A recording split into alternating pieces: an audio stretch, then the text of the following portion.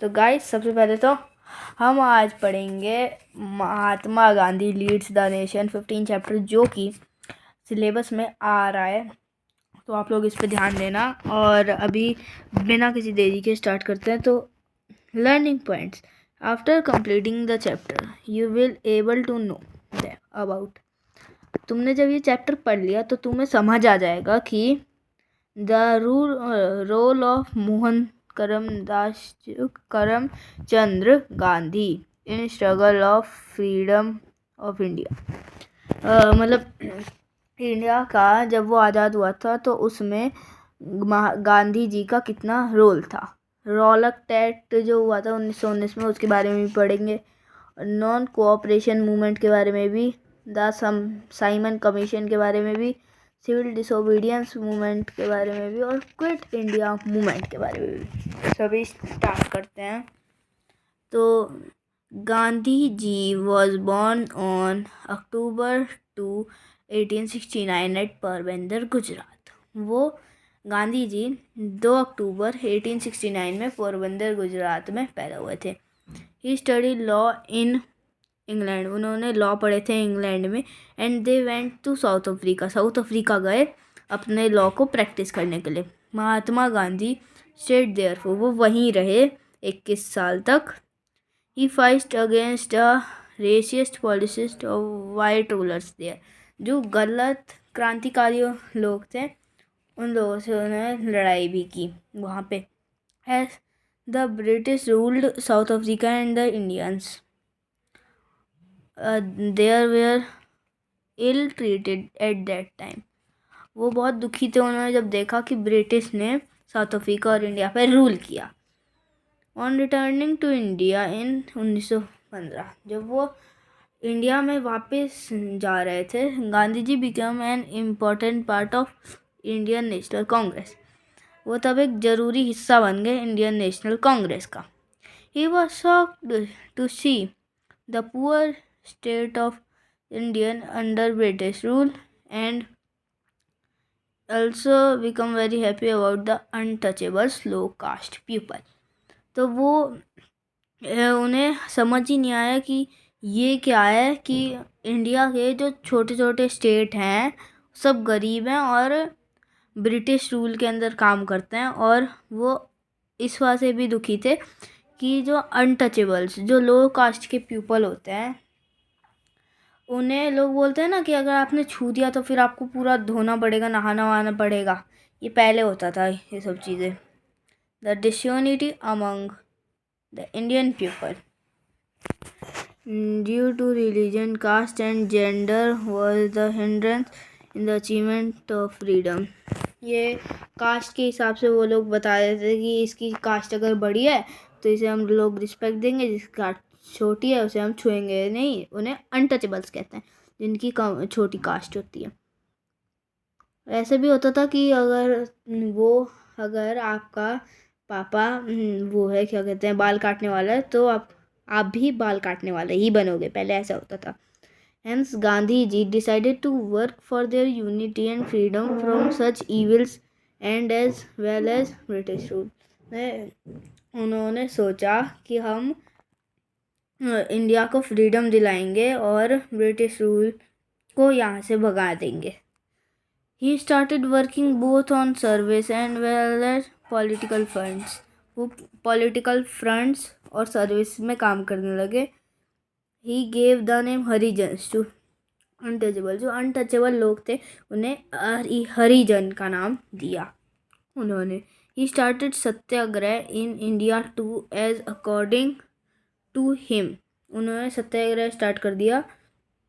It was the most important weapon against the British rule, वो British rule के खिलाफ सबसे ज़रूरी हथियार था। सत्याग्रह मतलब ऐसे वो जो लोग करते हैं ना, नारा लगाते हैं। अगर कोई पीएम वीएम कोई गलत कर देते हैं, गलत रूल, तो फिर नारा बना देते हैं, रोड पे चल जाते हैं बोर्ड लेके, वही सब। Gandhi ji is simplicity, kindfulness and commitment to the cause attracted the Indian masses who follows this philosophy.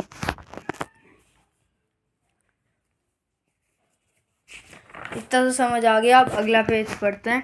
ये वीडियो तो इसी बड़ी जाने वाली है क्योंकि आज ही मैं ट्राई करूँगा। ये कितने पेज का है, आज ही मैं ट्राई करूँगा चैप्टर ख़त्म करने का। ईजिली जल्दी जल्दी ख़त्म कर लेंगे। Rowlatt act of 1919। In the year 1919, जो 1919 साल था, द ब्रिटिश गवर्नमेंट, जो ब्रिटिश की गवर्नमेंट थी, पास द न्यू लॉ, उन्होंने एक न्यू लॉ बना दिया, नया रूल बना दिया। उसका नाम था Rowlatt Act, under which it had power to arrest people and keep them in prison without any trial. इसमें उनके पास पावर थी कि वो किसी भी इंसान को अरेस्ट कर सकते हैं और उसे प्रिजन में डाल सकते हैं बिना कुछ बोले। Gandhi ji called for a country wide protest against the act and it raise by calling the hartal. एक हड़ताल हुई और गांधी जी ने डिसाइड किया कि वो इस एक्ट को नहीं मानेंगे। The Rowlatt act led the agitation by political leaders as well as तो कहाँ पे थे हम? The Rowlatt Act led the agitation by political leaders as well as the common public and reached the pinnacle Amritsar, Punjab. Punjab और अमृतसर गए।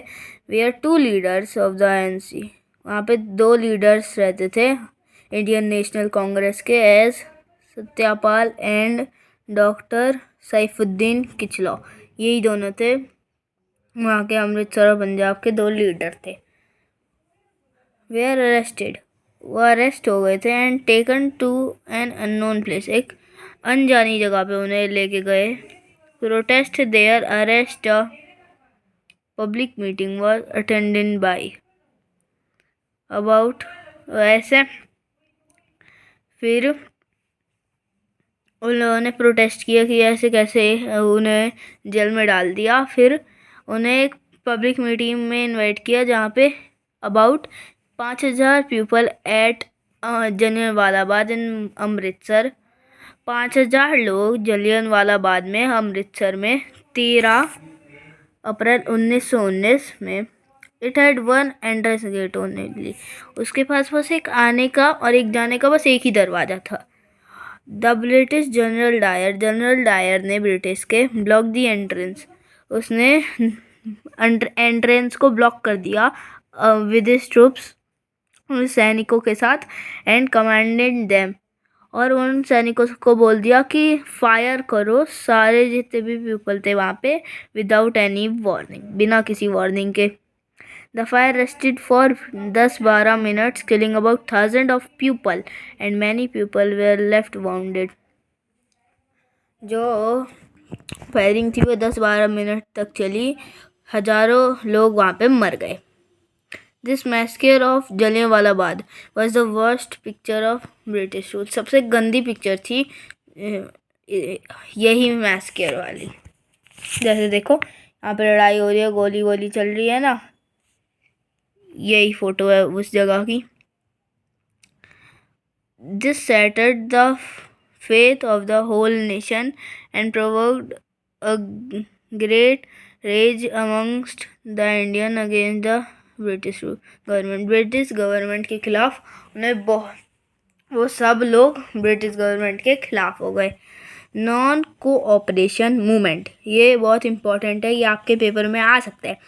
After the Jallianwala Bagh massacre, massacre protest, सारे लोग protest करने लगे और ना मान रहे थे उस सारे रूलों को। In 1920 Gandhi ji led nation wide people movement of non violent residence called the non cooperation movement. Non cooperation movement उन्होंने बनाया।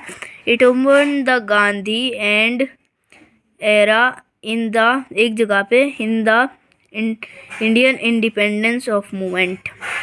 अकॉर्डिंग टू दिस मूवमेंट, इस मूवमेंट के हिसाब से India did not cooperate the British government, वो and breaking the laws deliberately, धीरे धीरे उसके लॉ तोड़ती रहेगी और उसके लॉ नहीं मानेंगी। They decided to return the titles and honors conferred by the British. वो सारे रूल तोड़वाना चाहती थी ब्रिटिश के।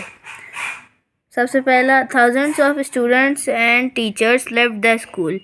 उन्होंने स्कूल और कॉलेजेस को छोड़ दिया जो ब्रिटिश के थे। अगला, boycott of elections and government functions. उन्होंने बाइकॉट कर दिए इलेक्शन को, मतलब इलेक्शन नहीं होने दिए।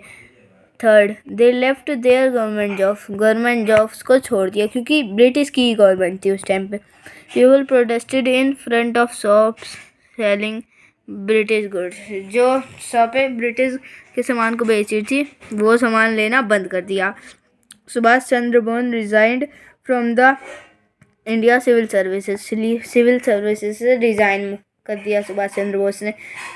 The movement was a great success. Gandhi ji had always emphasised that the movement, वो सक्सेसफुल हुआ मूवमेंट शुड बी पीसफुल, शांति से हो। हाउएवर एन एंग्री मॉब, एक खतरनाक जानवर ने अटैक कर लिया और जला दिया ब्रिटिश के पुलिस स्टेशन को एट चौरी चौरा। चौरी चौरा एक जगह का नाम है, वहाँ पे एक मॉब आ गया और उसने अटैक कर दिया और जला दिया पूरे उस पुलिस स्टेशन को। ए विलेज इन उत्तर प्रदेश, ये चौरी चौरा विलेज है एक उत्तर प्रदेश में।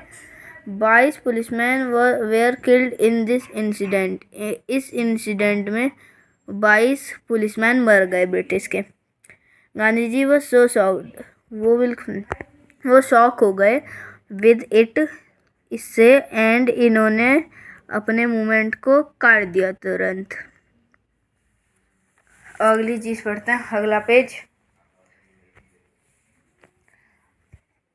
आज मैं ये चैप्टर ख़त्म कर दूंगा, मैं सोच रहा हूँ इस बात को। तो a new group of revolutionaries like Bhagat Singh, Rajguru, Jatin Das, Chandrashekhar Azad and many more become active. ये सब एक्टिव हो गए ये लोग। दे sacrifice their lives and they shoot the foundation of British rule. में ब्रिटिश रूल को तोड़ते रहे और इसी की वजह से उन्होंने अपनी जान भी दे दी। A few more leaders also came to the front in the struggle for freedom. Freedom के लिए और बहुत सारे लोगों ने अपनी जानें दी। Among them were Sardar Vallabh भाई पटेल, राजेंद्र प्रसाद, मौला अब्दुल कलाम आज़ाद, सरोजिनी नायडू, मोतीलाल नेहरू एंड जवाहरलाल नेहरू। ये सब लोगों ने। साइमन कमीशन इन 1927 में the British government appointed sir John Simon the head of to investigate and make some changes and reforms in the administration of India. India के कुछ changes करने के लिए सर जॉन साइमन को बुलाया गया 1927 में। ये क्वेश्चन बन सकता है यहाँ से लेके यहाँ तक का। The INC boycotted the commission as there were no Indian perspective in it. Indian National Congress ने वो रूल नहीं माना क्योंकि उसमें कोई इंडियन नहीं था भाग लेने वाला। When Sir Simon come to India, जब सर साइमन का इंडिया में आए, the people protested by carrying out black flags in their hand on the road with the slogan of Simon go back. Simon go back का नारा लगाने लगे लोग रोडों पे। द प्रोटेस्टर्स वेयर लाठी चार्ज, जो प्रोटेस्ट कर रहे थे उन्हें लाठी चार्ज मतलब डंडे से मारा गया। And in one such act Lala Lajpat Rai बहुत ज़्यादा इंजर्ड हो गए, उन्हें बहुत ज़्यादा चोट लग गई लाहौर में, और 17 नवंबर 1928 में वो मर गए। ठीक है। अब अगली चीज़, the great sacrifice of the revolutionaries. On 8 April 1929 Bhagat Singh and BK Dutt exploded 2 bombs on the floor of Central Assembly. Bhagat Singh, Rajguru and Sukhdev were sentenced to death. Jatin Das died in jail after an ultimate fast for many days. ये सब लोग मर गए कुछ देश को बचाने के लिए। सिविल डिसोबीडियंस मूवमेंट इन दिसंबर 1929 में INC इंडियन नेशनल कांग्रेस ने एक और पास किया revolutionary and demanded completed independence. उन्होंने इंडिपेंडेंस मांगी और Purna Swaraj from the British से।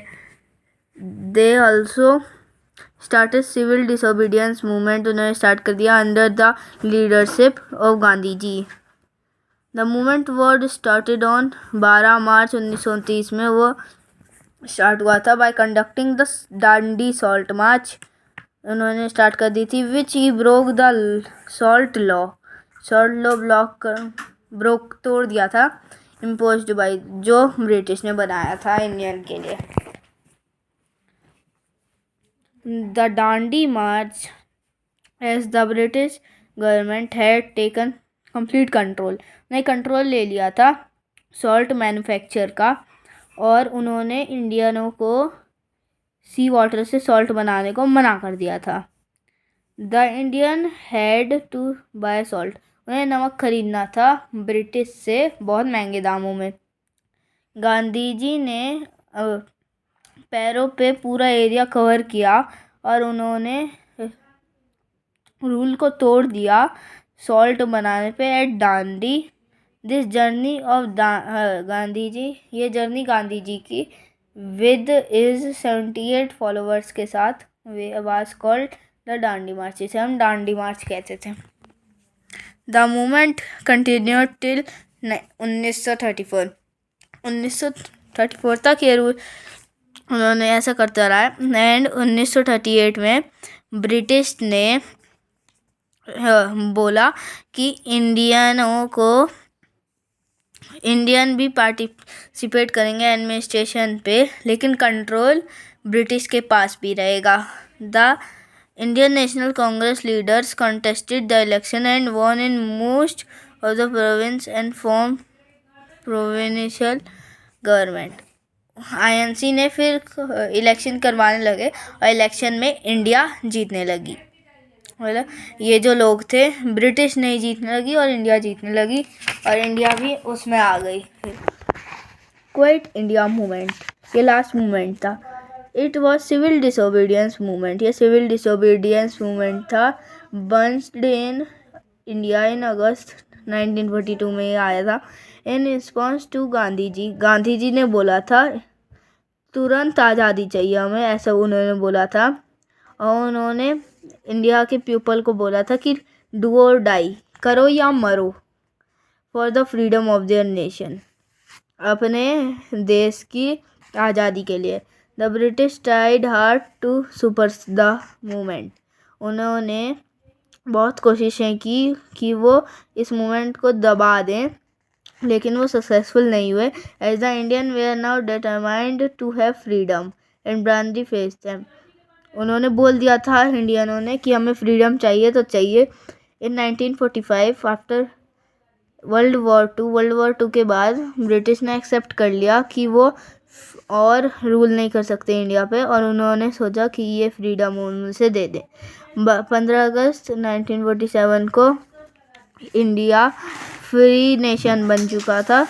पंडित Jawaharlal Nehru become the first prime minister, वो बने, और डॉक्टर राजेंद्र प्रसाद सबसे पहले प्रेसिडेंट बने। But the divide and rule, जो सारे रूल थे ब्रिटिश के, पर वो सक्सेसफुल हो गए कि बहुत सारे लोग मारे भी गए समाव कैसे भी। तो फिर इंडिया को 2 पार्ट में डिवाइड कर दिया गया, इंडिया एंड पाकिस्तान। और डिमांड मोहम्मद ने अली जहान वो बिकम द लीडर, पाकिस्तान के लीडर बन गए। तो इतना ना अभी हमने पढ़ लिया। अब बस बुक वर्क मैं आपको दिखा देता हूँ थोड़ा। Lala Rajpat Rai died on November 17, 1928। The Jallianwala massacre on 13 April 1919 were led by General Dyer. Gandhi ji started the civil disobedience movement in 1930 में किया था। The Indian National Army was organised by Subhash Chandra Bose. First prime minister of India was Jawaharlal Nehru. और बाकी ये सब आप लोग पढ़ लेना एक बार। और बाकी बस इतना ही था। और मैं एक और अभी चैलेंज कर रहा हूँ गाइस कि मेरे को 30 दिन में 30 वीडियो अपलोड करनी है। अगर आपका सपोर्ट आएगा तो मैं वो 1 मार्च से वो स्टार्ट कर सकता हूँ। आप लोग अब बताना। और बाकी ये वीडियो आपको कैसी लगी तो कमेंट में बताना वो चीज़। बाकी मैं मिलूँगा आपसे अगली वीडियो में। जब तक के लिए गुड बाय।